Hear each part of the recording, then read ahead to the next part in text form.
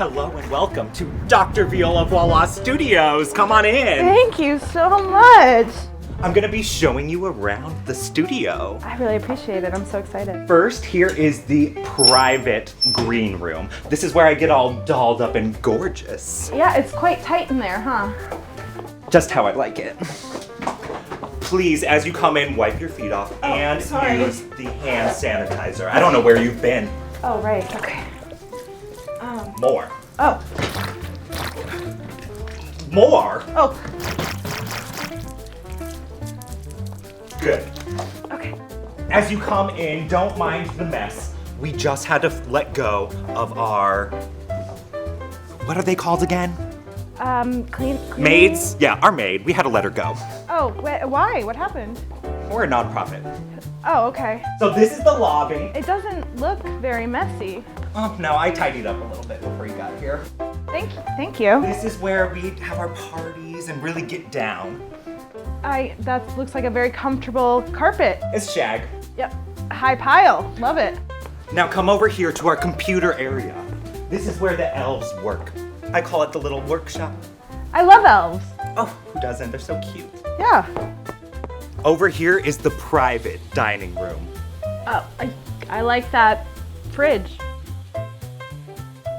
Our private chef will be arriving later and serving many amuse-bouches. Love to be amused by bouche. Oh, I love a good bouche. Oh, bouche. Over here's Paul. Hi, Paul. Hi, Paul. My name's not Paul. I would never forget Paul's name because it's the name of my father. Nice to meet you.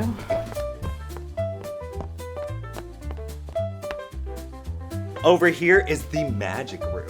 When my husband comes to visit, this is where we go. I also have a wand and a rabbit.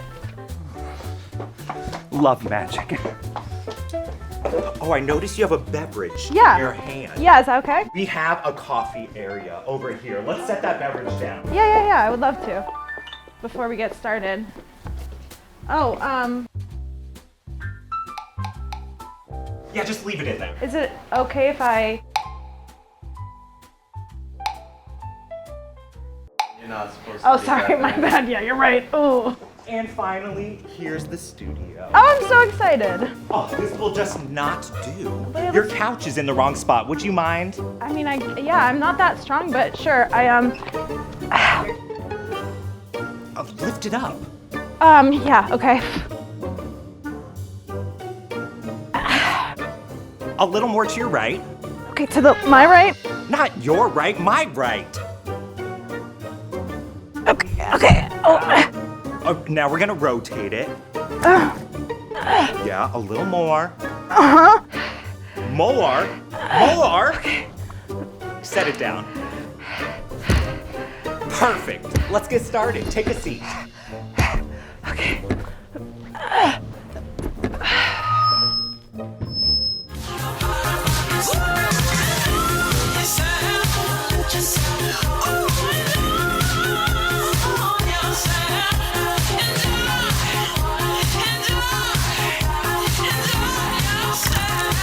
Hello and welcome to Dr. Viola Voilà Voices, a podcast and YouTube series produced here in Ipswich at ICAM. Today in the studio, I have Marleah Rose. Would you please introduce yourself and tell us any pertinent information about yourself? Okay, yeah. So my name is Marleah Rose. I am a stand-up comedian, artist. I produced a show here in Ipswich at the cable access station. Which is how we were first introduced. That's What was true. that show called? It was called The Golden Toilet. Makes me need to go real bad. Yeah. So the name is actually based in, it's from Ipswich, because the lore is that at the Crane estate there was a golden toilet on the roof because the Crane family invented a plunger or a stopper or something for a toilet. I don't know history, it's not my thing. I believe it because when I first went to the Crane estate, I was like, oh, bathrooms. They're known for bathrooms. Yeah, Yes. yeah. That makes way more sense now. Okay, golden toilet. Yeah, the golden toilet is also very easy to remember, I think. I think people, it sticks with you. It does. How can you forget? It was Yeah. really good, yeah. And so what was that show about? What'd you do in it? So that is it's a stand-up comedy show. It originally was an open mic format, so whoever signed up could stand up and do comedy. So it was like that for several episodes. The thing that made it special was Alex, who is a former employee of ICAM and a fabulous artist. We did interstitial sketches. So we had a storyline that sort of went throughout the show. So between stand-up comedians, we would be pretending to be, for instance, superheroes. I was Shark Boy and she was Piss Queen. So hilarity ensued. Yes. It was a little extra something different than a regular open mic because it's a special place. I love that. And was that your first interaction with community access? Because me coming from Arizona, I don't know, I had never heard of it until I moved to Ipswich last year. Yeah, so I ran into Alex at an open mic in Jamaica Plain, and we connected, and she said she worked in Ipswich where I lived at the time, and it was kind of just a really great match, and it was my first time being in a station. Now I talk about cable access all the time. I think it's a fantastic resource. Yes. I've been telling my friends that live all around the world, like literally just Google community access in your town or city, and often these resources are completely free. It's incredible. It's the best kept secret. Do you also perform in live around town? Yeah, so I've been doing stand-up comedy for 6 years this month. Do people usually keep track like that? They do. I've been in it 6 long, hard years. So here's the thing with comedy that I think is really fantastic is, so previously I was very into being an artist. I wanted to create visual art and like make money from that. I've seen your self-portrait. It's amazing. Thank you. It is very difficult to make a name for yourself in art unless you have connections to big money places. Whereas in comedy, it feels more like you gain the experience, you do the work, you do it for many, many years, and eventually it pays off. As long as, you're not a horrible person who gets like really sent to jail or something, which happens, but not yet. Not for me yet. No one has found out what I did. It is on the tapes though, So how would you describe your form of comedy? Okay, so my form of comedy, I would say, I have been told that it's intelligent comedy. Intelligent? I've been told it's intelligent So you comedy. say words we don't understand, okay. I have been known to use words that have been on SAT tests. I love a good SAT word. Yeah. But I try to make it stuff that's personal to me. I think it's really important to be authentic in what I'm presenting, and I write all the time, and I also really love to make stupid, dumb, doo-doo, poopy jokes. So it's a balance. Hence golden toilet. Okay, yeah, I'm seeing a through line here. Yeah, I mean, as a kid, I remember my mom loved bathroom jokes so much that when she was retelling them, she would not be able to get the words out because she was like laughing so hard. And it's just, that's like the type of humor that's always stuck with me, despite being such a intelligent, eloquent, vociferous, loquacious little...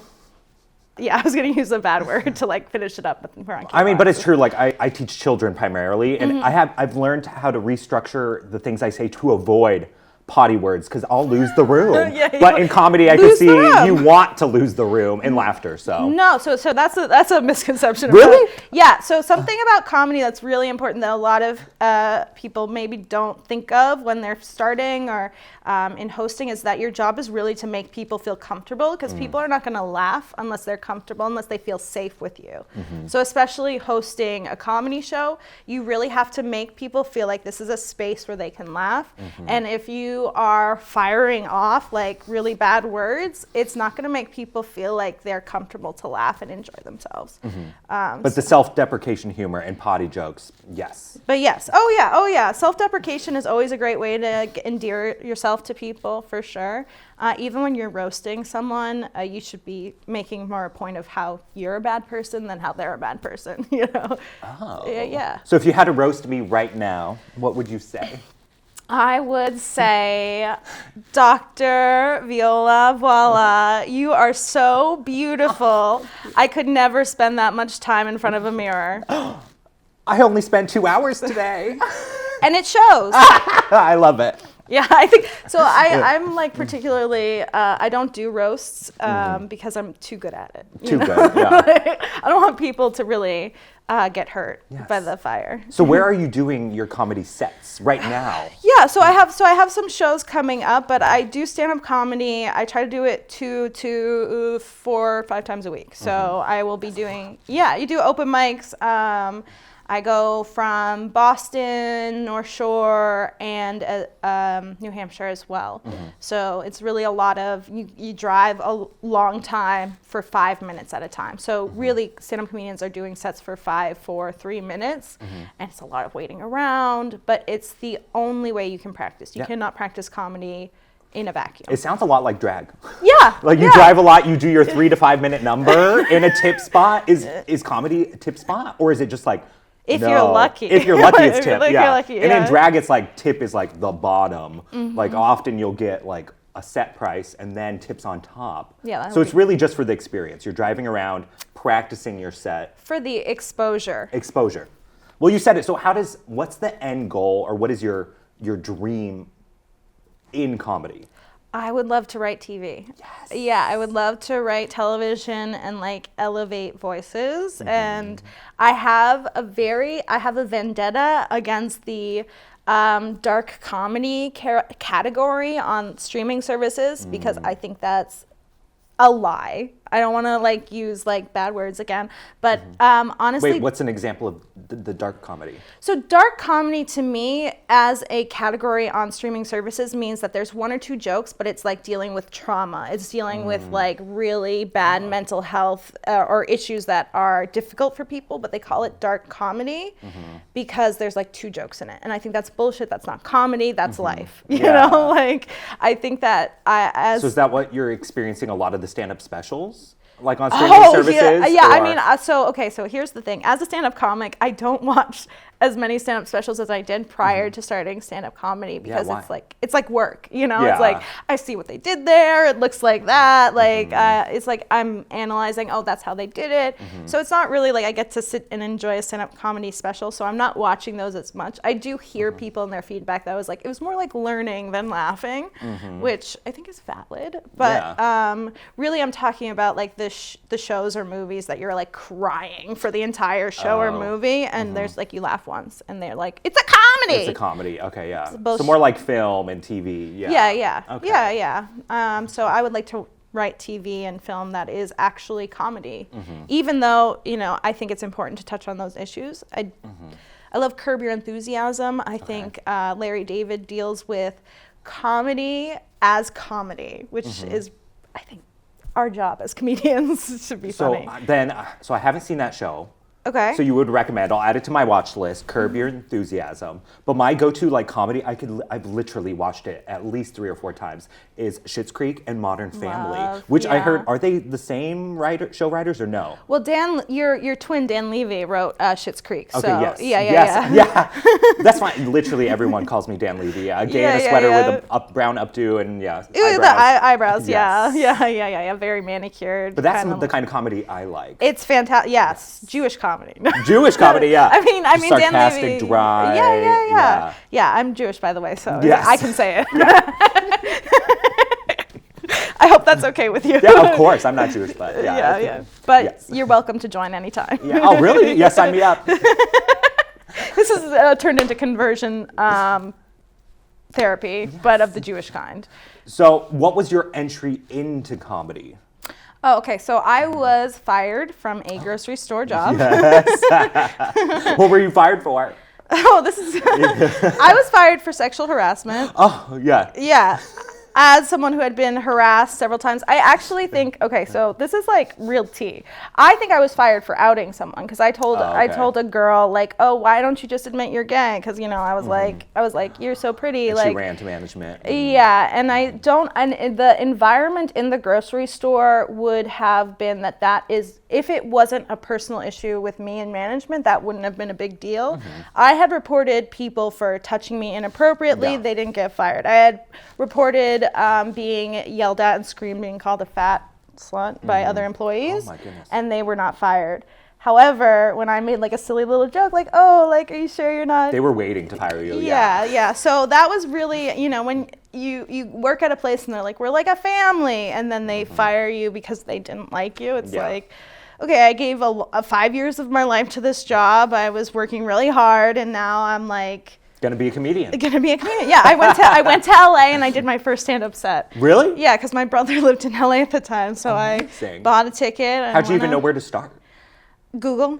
Oh, you just Googled. The internet, yeah. Best places to get discovered in stand-up comedy. Right, LA. yeah, LA.com. Yes. Best places to get discovered in stand-up comedy, LA.com.org. So you didn't have any like formal training or like an apprentice situation or a friend in comedy? You were just like, this is it. Yeah, so I just actually, you know what? I was the best man for my brother.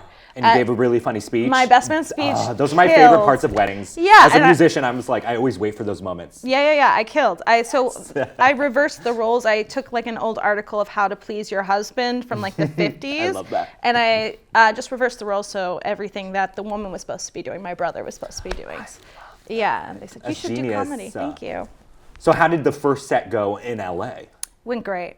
People were like, oh, that was your first time. Fantastic job. And so I went home, and when I got home, I did another stand-up set, and I have probably done stand-up every week for the last 6 years, at least once a week. And you said in comedy, how you work your way up is just the exposure. So is it like knowing the people who book you for the next bigger venue, or what do you mean by exposure? So exposure, I feel like, is kind of a term used to I don't want to say exploit, but just to like tell you that like you're doing it for free. Yeah. Right? You're doing this work for free for the exposure. Volunteer, yeah. You're charity. You're doing charity work, right? Yes. Exactly. But in comedy, I think it's just like it's like any art form. The more you practice, the better you get. But because you're doing it in front of audiences and with people, it's not like working on art where you're getting better by yourself in your studio. You're out there, you're meeting people. And as long as you're not a huge asshole. Hole? Did I bleep the right word? Yeah. As long as you're not a jerk, people will generally see that you're working hard, that you're talented, and start putting you on shows. But you really have to be putting in the effort. You have to be writing. You have to be performing. You have to be like changing, growing. And it's different from other art forms in, I think, that way. Yeah. So what would you tell someone trying to get into comedy? Like write the jokes, or just like go straight in, start watching things online, or go to open stages? I would say the first thing you should do is write a punchline.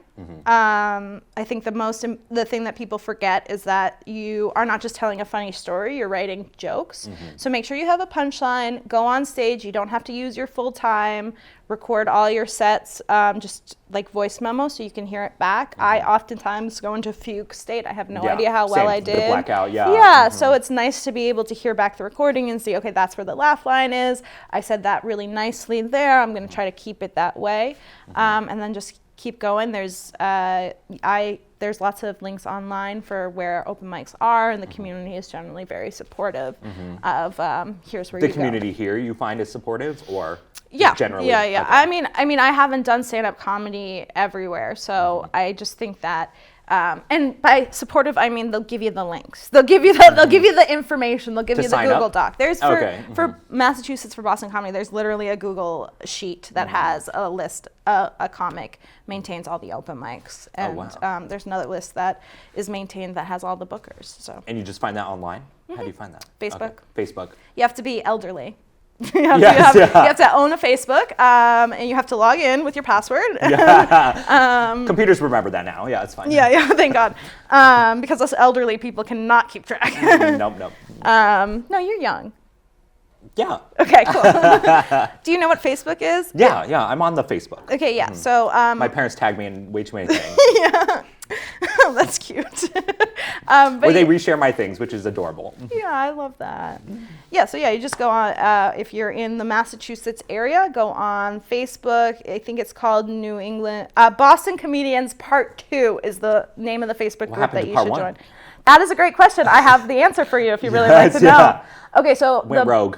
Whoever owned it, yeah. No, the Boston comedy community is historically a toxic environment, and there's a lot of infighting, and the Boston Comedians Part 1 became so toxic that people decided to make Boston Comedians Part 2. Now, Just not let the toxic people in. I guess. I mean, Boston Comedians Part 2 is quite toxic. Yeah, So I'm waiting for Part 3. Yeah. Any Sounds like now. you need to start it. Mm-hmm. Yeah, no, I don't have the desire to start a Facebook group for Part 3 because I have a feeling humans are going to human. You know, Yes. people are going to be people. Nice. And so I do know you do some visual art. Yes. Do you still do it? Or is it more of something that like calms you down, like relaxing side hobby, or? Yeah, I mean, if someone wants to pay me to do art, yeah, absolutely, anytime. Yes. Where can we find you? Do you have a separate art and comedy page, or No, are they the same? It's the same because yeah. I contain multitudes. Oh, I love that. Yeah, thank you. So you find me at Marleah Art.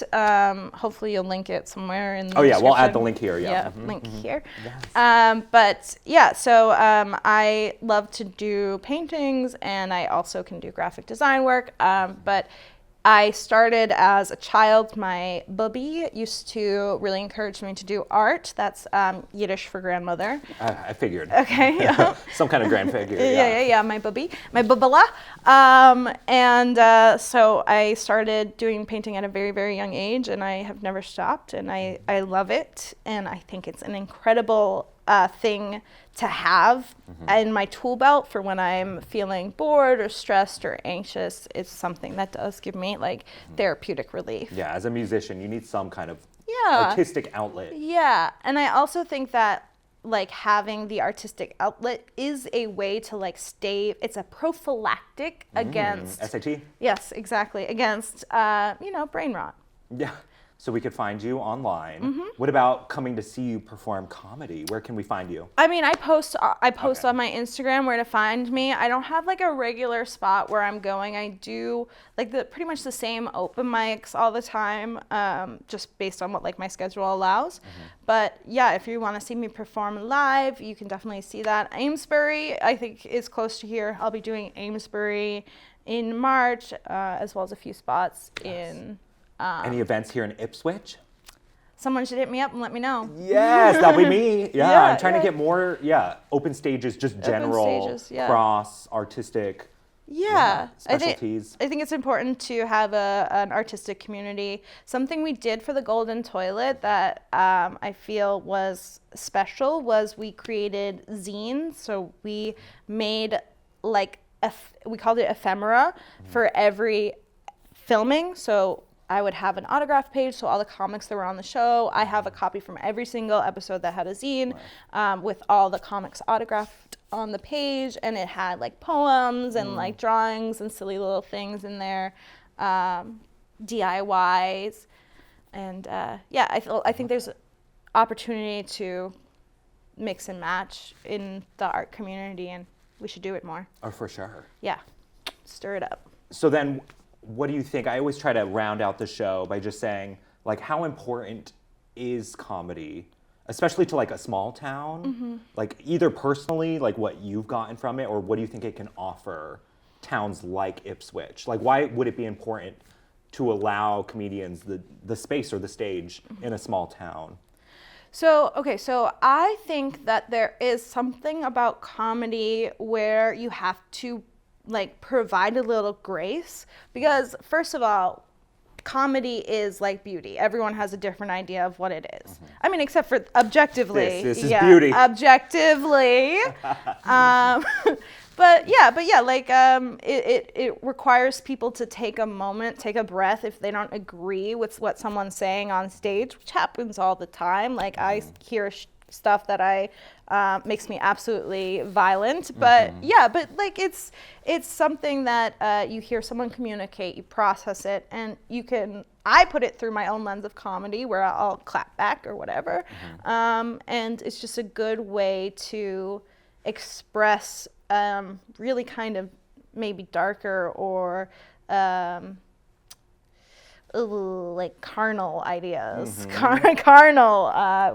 What am I looking for? Carnal. A visceral idea. Visceral, dark comedy. Yeah, it's your therapy. You're essentially going up there and just That's not my therapy personally. Yeah, my Yes. therapy, but I think in general it is therapeutic to do comedy, and I think it's instructive or it's helpful to listen to comedy and sort of move from there. Yeah. If you're not a comedian. I'll put either like a podcast about nothing, like just random daily life, or like a comedy special in the background. Yeah, Because it's something you could like listen to and you're like, ooh, just chuckle and like go Yeah. about other things you're doing. Yeah, you could put on the Golden Toilet. Yes, the Golden Toilet. It's on yes. YouTube at the Golden Toilet, just for background Oh, noise. I'm gonna go do that later. Yeah, lots of hours of background noise for you there. Yes. Yeah. It's been a pleasure having It's you. been a pleasure, And Doctor. This is not the last. Maybe I'll do some comedy soon. I think that's a great idea. You have a knack. Oh, do you think? I do think that. Oh, what yeah. is it?